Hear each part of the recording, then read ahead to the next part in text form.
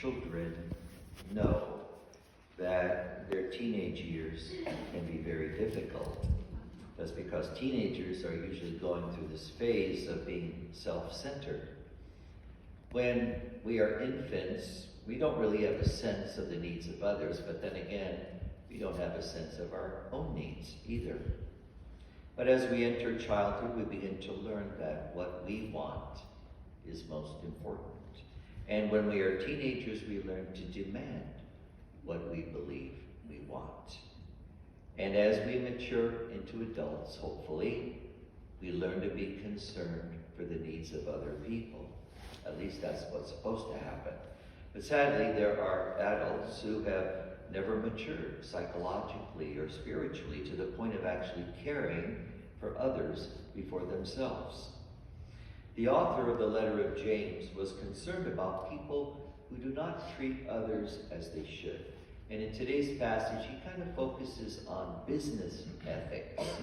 He accuses business owners, farmers, withholding wages from their workers while growing rich themselves.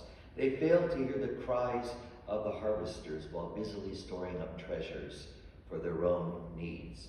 And in the end, James says that they are fattening themselves for the day of slaughter. Strong language. They will be punished for not being concerned about the well-being of their workers.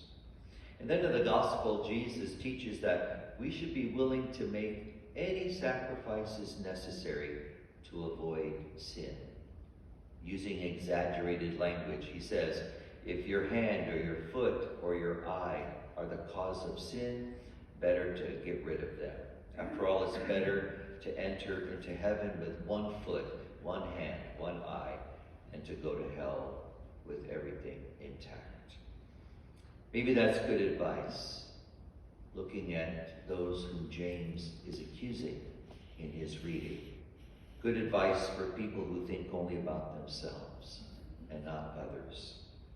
There are those who dedicate all their time and their talent to take care of themselves while not doing anything to care for the needy. And Jesus says that such selfish behavior can actually cause other people to sin, perhaps forcing the poor to find desperate ways to eat or find shelter or earn money. How many people who are incarcerated in our society might be there because they had no real options other than to commit crimes to survive? Would things have been different for them in a society that truly cares for the poor and the needy? Jesus says that those who cause others to sin because of their own selfishness would be better off tying a big stone around their neck and throwing themselves into the sea. That's how seriously Jesus takes the responsibility we have to assist people who are in need, to prevent any kind of advancement on the part of people who might turn to sin because of our neglect, to live a life of generosity and compassion rather than a life of self-serving pleasure. But of course, the good news is that all are invited to repent. Those who are selfish have an opportunity to reconsider their lives and their actions.